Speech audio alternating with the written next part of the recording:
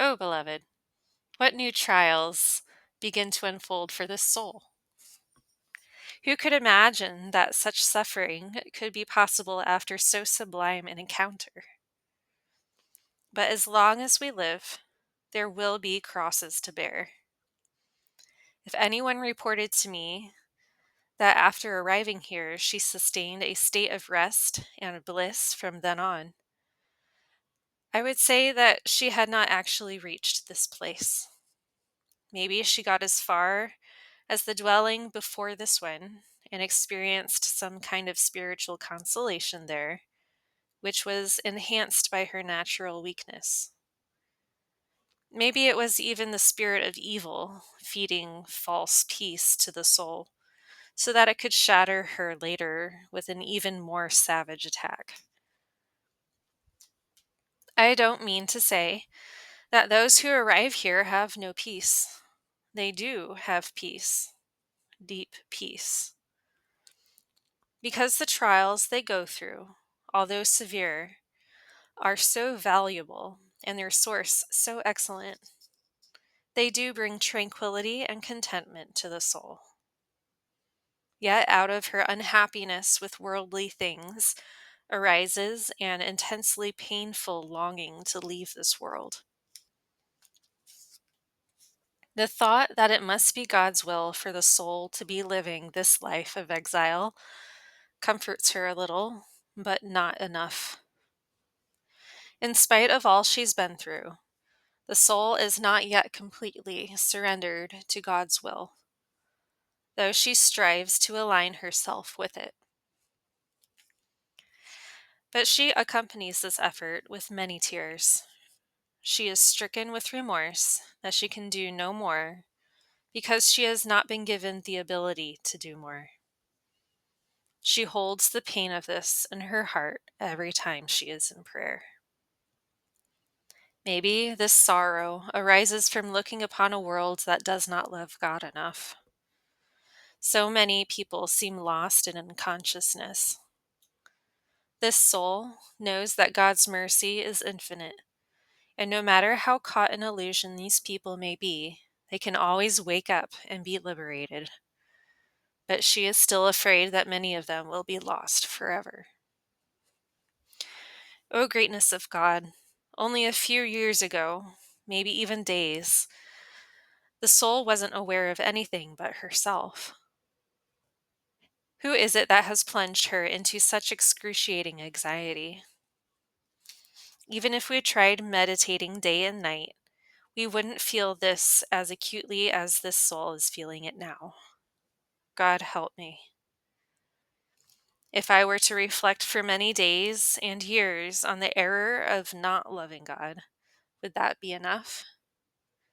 If I were to reflect for many days and years on the fact that those who fail to love Him are His children, and my own brothers and sisters, would that be enough?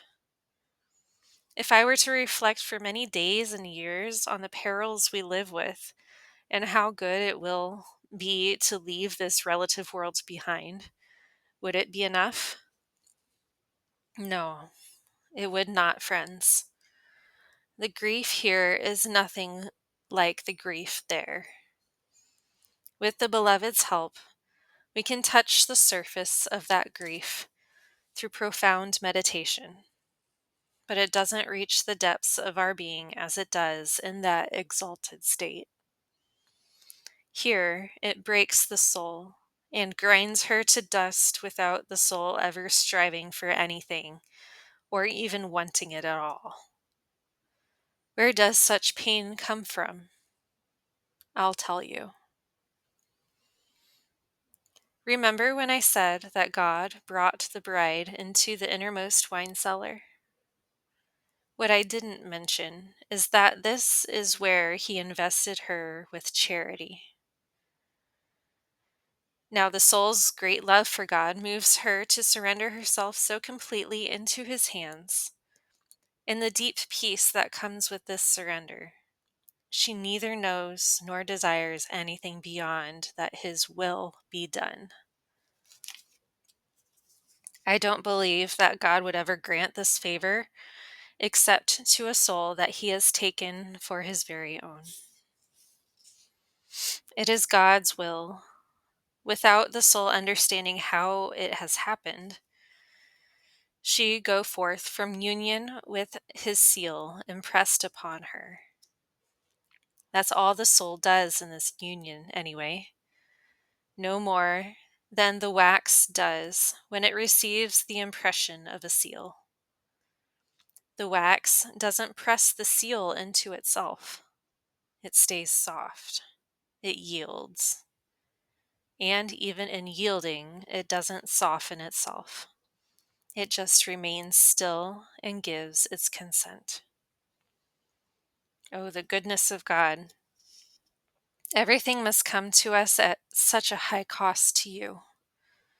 All you want is what we want.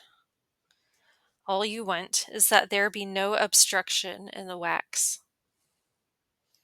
And so you see, friends, what God does here so that the soul will recognize herself as His. He gives her something of His own, just as He gave to His Son when He walked this world. He cannot grant us a higher favor than that. Who could have wanted to leave this life more fervently than His Son did? That's what He meant at the Last Supper when He said, "With desire have I desired."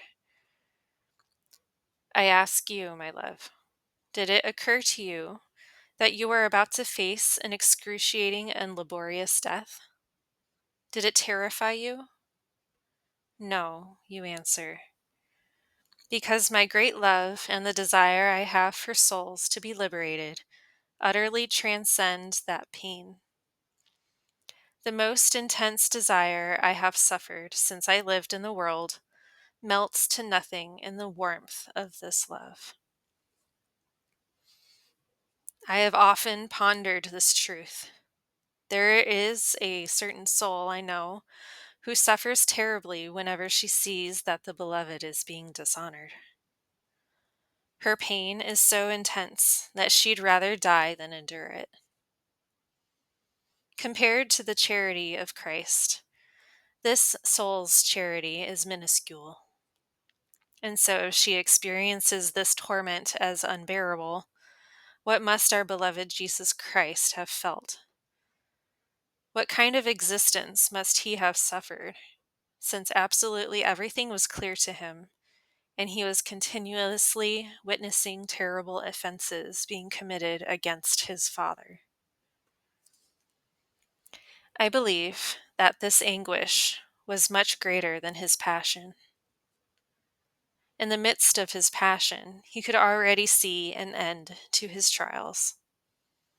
This glimmer of imminent emancipation, along with the joy he felt at knowing that his death would serve as a remedy for the rest of us, plus knowing that he was a living example of perfect love for his Father through suffering perfectly for him, combined to temper his agony. And so it is here. When those who have grown strong in love practice renunciation, they rarely feel pain. In fact, their sacrifices seem petty to them, and they wish to do more and more. What must the beloved have felt to have been given this peerless opportunity to demonstrate his perfect obedience to his Father and his unconditional love for his neighbor? What sweet delight to suffer in doing the will of God.